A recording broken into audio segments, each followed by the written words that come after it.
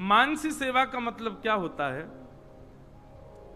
दो प्रकार की सेवा है, प्रकट सेवा और मानसी सेवा। प्रकट सेवा मतलब जो आप सब अपने अपने ठाकुर जी की कर रहे हो, उनको स्नान कराते हो, वस्त्र पहनाते हो, माला धराते हो, भोग धराते हो, आरती करते हो, ये प्रकट सेवा है, ये प्रत्यक्ष सेवा है, ये सन्मुख सेवा है।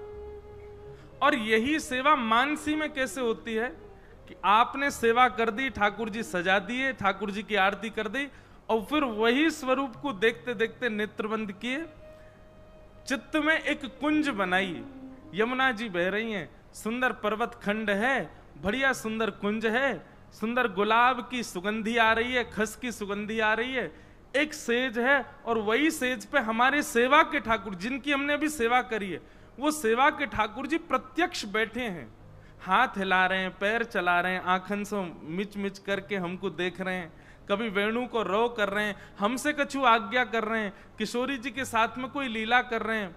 इस प्रकार लीला संदर्शन करना मानसिक भाव से, और स्वयं को भी उस लीला में किसी सखा या किसी सहचरी की भावना में प्रस्तुत करना, यह मानसी सेवा का स्वरूप होता है। समझ में आई बात?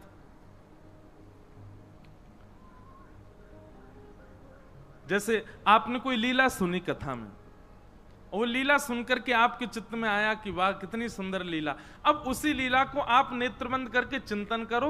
अब लीला तो व्यास जी ने सुनाई यहां तक, अब उससे आगे और क्या हुआ होगा ये स्वयं चिंतन करो, और उस चिंतन में स्वयं को भी एक सखी या सहचरी या सखा के रूप में रखो। ठाकुर जी आज्ञा कर रहे हैं, अब ऐसा करो। लेकिन मानसी सेवा में दो बातों का विशेष ध्यान रखिएगा।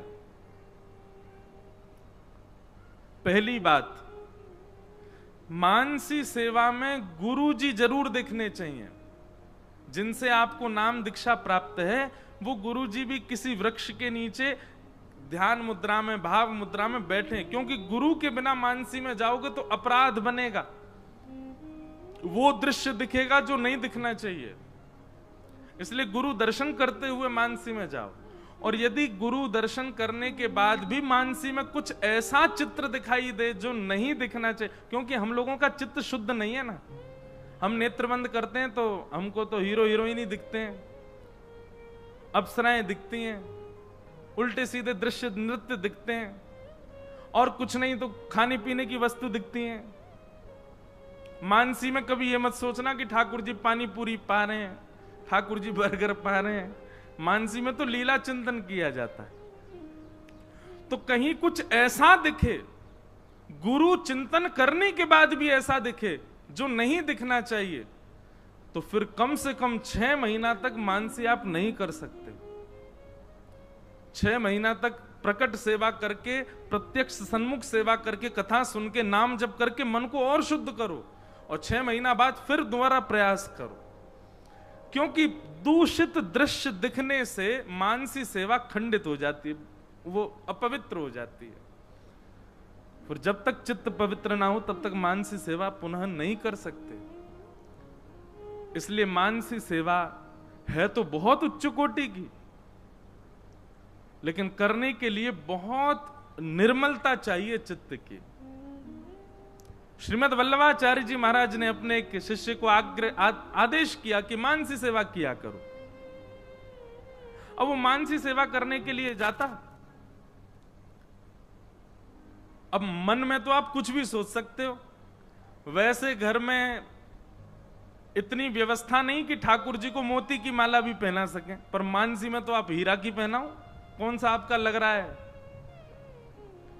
तो श्रीमद् वल्लभाचार्य जी ने आज्ञा की, तो वो भक्त गया और जाकर के मानसी सेवा करने लगा। और मानसी में क्या विचार कर, आहा सोने की चौकी है महाराज, सोने की चौकी पर ठाकुर जी बैठे हैं, चांदी की परात है नीचे, है कुछ भी नहीं, घर में इतना भी नहीं है कि शाम का भोजन बन सके, लेकिन सोचने में क्या हर्जा।